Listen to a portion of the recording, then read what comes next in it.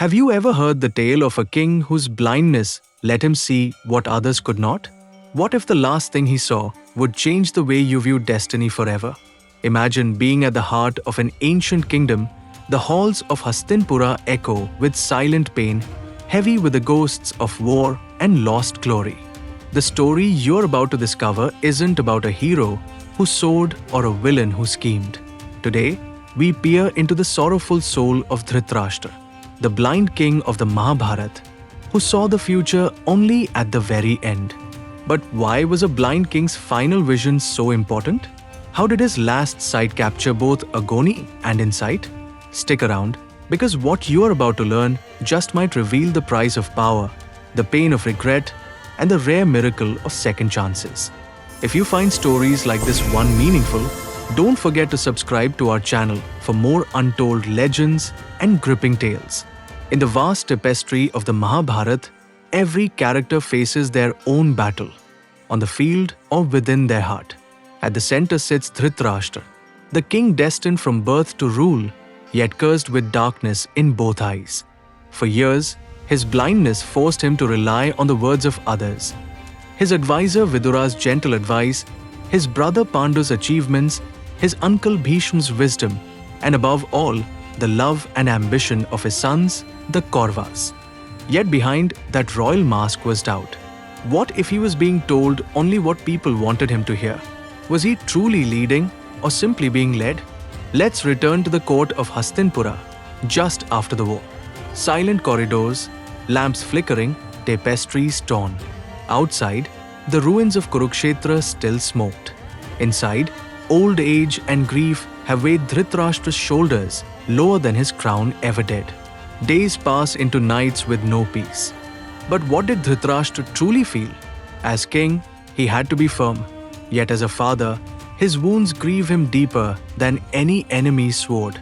Imagine what it's like to wish for nothing more than your children to succeed and be forced to watch helplessly as your desire for their victory causes the destruction of an entire dynasty. Why must destiny be so cruel? Dhritarashtra would wonder, fingers clutching the armrest, head bowed.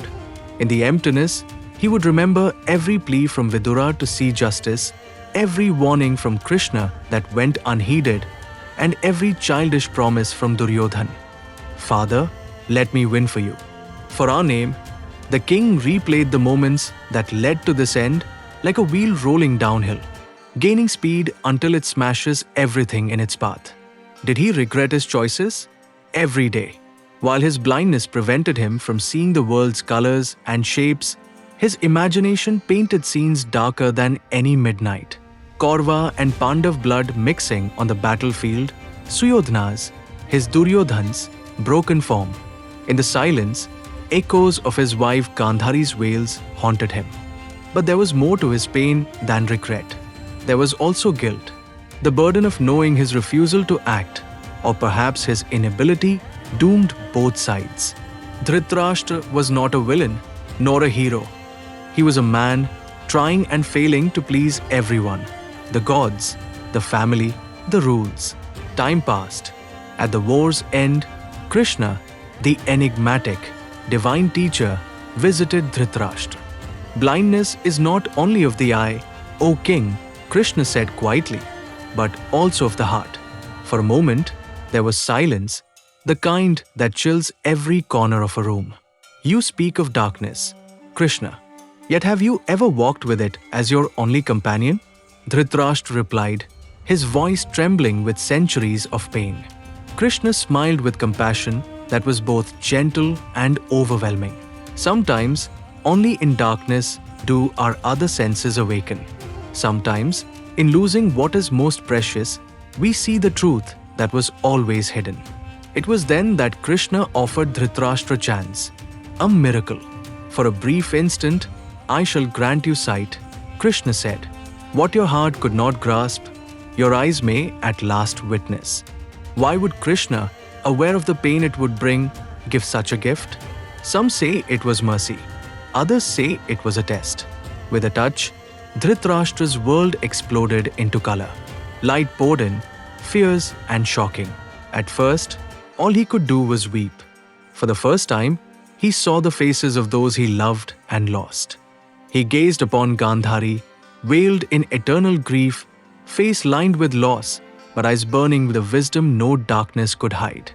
He saw Yudhishthir, the Pandav prince, torn between pride and regret. He saw the smouldering fields, where none but the dead lay still.